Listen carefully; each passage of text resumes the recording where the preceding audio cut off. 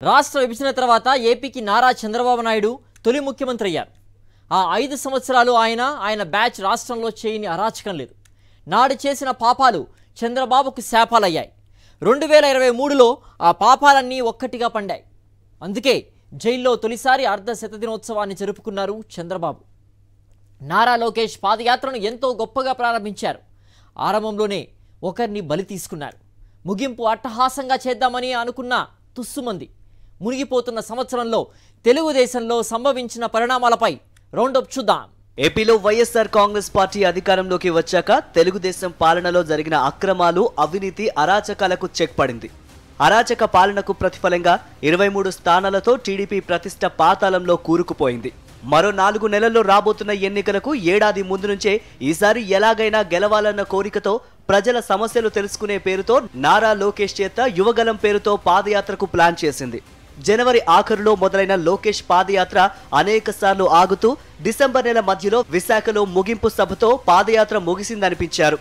ప్రారంభం రోజునే లోకేష్ కు సంఘీభావంగా వచ్చిన నందమూరి హీరో తారకరత్న జనం మధ్య రోడ్డు మీదే కుప్పకూలిపోయారు. ఆ తర్వాత కన్ను మూశారు. పాదయాత్రలో జనం లేక అనేక చోట్ల లోకేష్ రచ్చ చేశారు.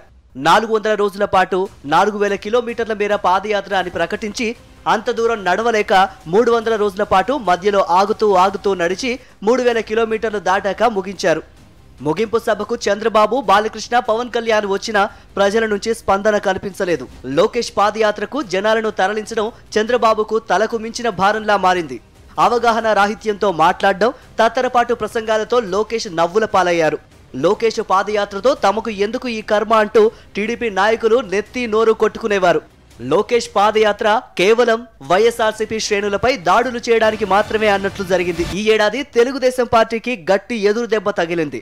341 కోట్ల స్కిల్ డెవలప్మెంట్ కుంభకోణంలో అడ్డంగా దొరికిపోయిన చంద్రబాబుకు ఏసీబీ కోర్టు రిమాండ్ విధించింది. రాజమండ్రి సెంట్రల్ జైల్లో 52 రోజుల పాటు రిమాండ్ ఖైదీగా ఉన్నారు. బెయిల్ రాకపోవడంతో అనారోగ్యంతో ఉన్నానంటూ లేని రోగాలను చూపించి బెయిల్ పొందారు.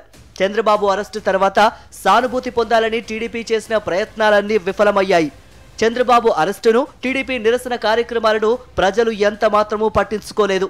చివరికి టీడీపీ శ్రేణులు కూడా చంద్రబాబు అరెస్టును లైట్ తీసుకున్నారు. చంద్రబాబు అరెస్టు నేపథ్యంలో skill development, inner ring road, fibre net, Amaravati భూ కుంభకోణం కేసుల్లో తనను కూడా అరెస్టు చేస్తారనే భయంతో లోకేష్ ఢిల్లీ వెళ్లి దాక్కున్నారు. టీడీపీతో పొత్తు కోసం ఎప్పటి నుంచో ఎదురు చూస్తున్న పవన్ కళ్యాణ్ ఇదే అదునుగా భావించి చంద్రబాబును జైల్లో కలిసి బయటికి వచ్చిన తర్వాత టీడీపీతో జనసేన కలిసి పనిచేస్తుందని ప్రకటించారు. టీడీపీతో పొత్తును జనసేన నాయకులు వ్యతిరేకించిన పవన్ కళ్యాణ్ పట్టించుకోలేదు. ఉండేవారు ఉండండి, పోయేవారు పోండి అంటూ జనసేన నాయకులకు తెగేసి చెప్పేశారు. టీడీపీ పొత్తుపై ఎవరు మాట్లాడినా వారిని వైఎస్ఆర్సీపీ కోవర్టులుగా చూస్తానంటూ బెదిరించారు. ప్రజా సమస్యలపై పోరాటం అంటూ రాష్ట్ర వ్యాప్తంగా చంద్రబాబు ఇదేం కర్మరా బాబు అనే పేరుతో యాత్ర చేపట్టారు. చంద్రబాబు సభలకు తక్కువగా వచ్చిన జనాలను ఎక్కువగా చూపించడం కోసం ఇరుకు సందుల్లో మీటింగులు పెట్టడం మొదలుపెట్టారు. ప్రకాశం జిల్లా కందుకూరు నియోజకవర్గంలో ఇరుకు రోడ్డుపై సభ పెట్టి 8 మంది మరణానికి కారణమయ్యారు. సంక్రాంతి కానుకలు పేరుతో గుంటూరు జిల్లాలో భారీ సంఖ్యలో ప్రజలను పిలిచి అందులో కొద్ది మందికి మాత్రమే కూపన్లు ఇచ్చి తొక్కిసలాటకు చంద్రబాబు కారణమయ్యారు. ఈ తొక్కిసలాటలో 3 మరణించారు. చంద్రబాబుకు, ఆయన పార్ట్నర్ పవన్ కు రోజుకు ప్రజాదరణ తగ్గుతూ ఉండటంతో కొత్త రాజకీయ కుట్రకు తెరలేపారు. ఇటీవల తెలంగాణలో అసెంబ్లీ ఎన్నికలు ముగియడంతో అక్కడ ఓటు వేసిన 4.5 లక్షల మంది తన నియోజకవర్గం వారిని ఏపీలో ఓటర్లుగా చేర్పించే ప్రయత్నాలు చేశారు. దేశంలో ఏ పార్టీకి లేని విధంగా 70 లక్షల కార్యకర్తల బలం ఉందని చెప్పుకునే టీడీపీ ఈ ఏడాది కనీసం 20 లక్షల సభ్యత్వం కూడా చేయలేక చేతులెత్తేసింది. సీఎం వైఎస్ జగన్ పాలనలో వేలెత్తి చూపించడానికి ఎటువంటి తప్పులు లేకపోవడంతో ఎల్లో మీడియాతో కలిసి అసత్య వార్తలు వండి వారుస్తున్నారు. ఎన్నికలకు ముందు జరిగే మహానాడు కావడంతో ఎంతో ఆర్భాటంగా మహానాడు నిర్వహించాలని భావించినా అనుకున్న స్థాయిలో నిర్వహించలేకపోయారు. మహానాడులో ఇచ్చిన యాడ్స్ లో కూడా బాలకృష్ణ ఫోటో లేకుండా చేసి మరోసారి నందమూరి కుటుంబాన్ని అవమానించారు. బాబు ష్యూరిటీ, భవిష్యత్తుకు గ్యారంటీ పేరుతో మినీ మేనిఫెస్టోని చంద్రబాబు ప్రకటించారు. సీఎం వైఎస్ జగన్ అమలు చేస్తున్న పథకాలకు పేర్లు మార్చి కొత్త పథకాలుగా చంద్రబాబు ప్రకటించారు.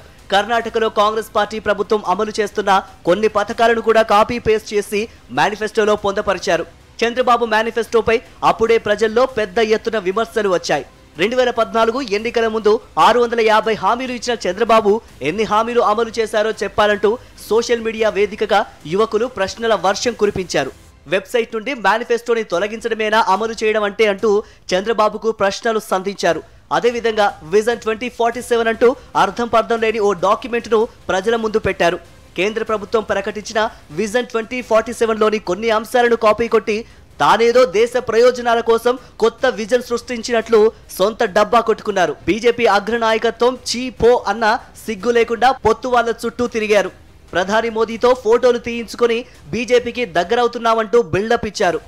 బీజేపీలోని టీడీపీ కోవర్టులు సుజనా చౌదరి, సీఎం రమేష్ వంటి వారిని ఉపయోగించి బీజేపీతో జత కట్టడానికి తీవ్రంగా శ్రమించారు. గతంలో చంద్రబాబు చేసిన మోసాలను మర్చిపోని బీజేపీ అగ్రనాయకత్వం ఆయనతో జాగ్రత్తగా వ్యవహరిస్తోంది.